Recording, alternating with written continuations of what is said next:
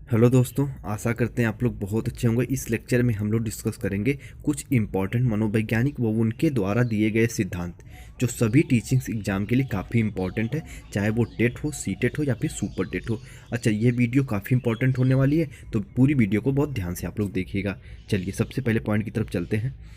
तो मेरे भाई नंबर 1 पे है, मनोविश्लेषणवाद के जनक कौन हैं?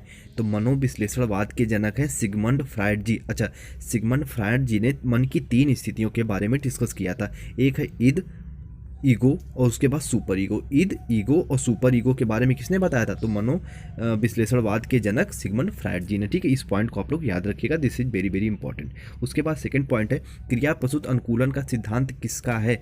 क्रिया प्रसूत अनुकूलन का सिद्धांत किसका है? तो भैया प्रोफेसर स्किनर जी। अच्छा, इनके सिद्धांत को एक और नाम से जानते हैं, वो क्या है? सक्रिय अनुबंधन का सिद्धांत। सक्रिय अनुबंधन का सिद्धांत किसका है? तो स्किनर जी, जो इसी का दूसरा नाम है। अच्छा, स्किनर जी अपना प्रयोग किस पे किए थे? तो मेरे भाई आपको पता है, चूहे और कबूतरों पे अपना इन्होंने प्रयोग किया था। ठीक है, दिस इज इंपॉर्टेंट, आप लोग इसे भी रट लीजिएगा, दिमाग में बैठा लो किसी कोने में, जो मैं आपको बता रहा हूँ। अच्छा, ये पार्ट 1 है, जल्दी मैं इसका पार्ट 2 भी लेके आऊँगा, तो आप लोग इसमें पेशेंस ना खोएं कि सर आपने तो कम ही मनोवैज्ञानिक का नाम बताया। ठीक है, चलो उसके बाद तीसरा है, बुद्धि के द्विखंडन सिद्धांत का प्रतिपादन किसने किया था?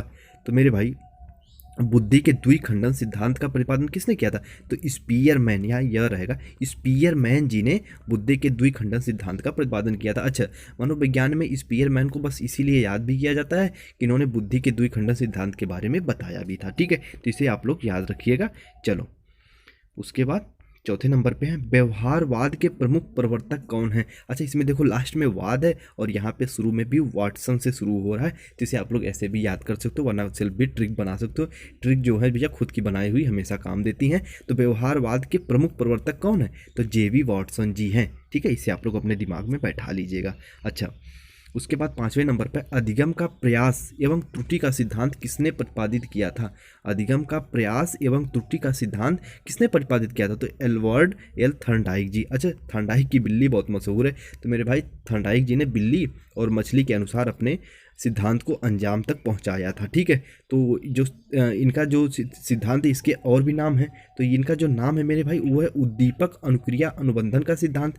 तो उद्दीपक अनुक्रिया अनुबंधन का सिद्धांत आगे हम लोग डिस्कस कर लेते हैं, शायद छठवें में इसको सेलेक्ट किया है। देखो छठवां है, उद्दीपक अनुक्रिया अनुबंधन का सिद्धांत किसका है?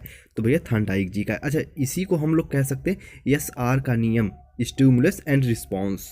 ठीक है, तो ये अपने बिल्ली पे इन्होंने प्रयोग किया था थर्नडाइक जी ने। चलो उसके बाद अगले पॉइंट पे चलते हैं, this is very very important, Thorndike ji भैया। उसके बाद सूझ का सिद्धांत के प्रवर्तक कौन है? तो भैया कोहलर जी हैं। अच्छा, कोहलवर्ग एक कोहलवर्ग भी होते हैं, वो क्या किए थे? वो नैतिक के बारे में बताए, नैतिकता के बारे में बताए थे, मोरल थ्योरी दिए थे वो। ठीक है, तो और ये जो है कोहलर जी हैं, ये सूझ के सिद्धांत के बारे में बताए थे। ठीक है, दिस इज इंपॉर्टेंट, और ये एक चिंपैंजी पे अपना प्रयोग किए थे और उसका नाम क्या था? सुल्तान। ठीक है, ये आप लोग याद रखिएगा। चलो उसके बाद समीपता अनुबंधन के सिद्धांत के प्रवर्तक कौन है?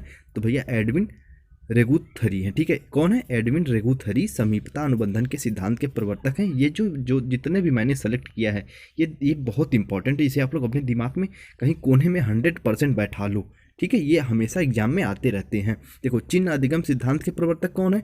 चिन्ह अधिगम सिद्धांत के प्रवर्तक कौन है?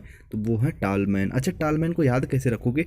देखो, जो आदमी सबसे लंबा होता है ना, या फिर अभी मान लो सब 5 फुट के हैं, उसी में कोई एक 10 फुट का है, तो सबसे लंबा तो 10 फुट का हुआ, तो उसकी एक पहचान बन गई कि सबसे लंबा आदमी। तो सबसे लंबा आदमी की एक पहचान होती है, एक चिन्ह होता है। तो चिन्ह अधिगम का सिद्धांत किसने दिया था? टालमैन जी ने दिया था। ठीक है, ये रहे कुछ इंपॉर्टेंट। अच्छा, और हाँ, अगली वीडियो में मैं थोड़ा सा और भी कुछ सेलेक्ट करके लाऊंगा आपके लिए, this is very very important.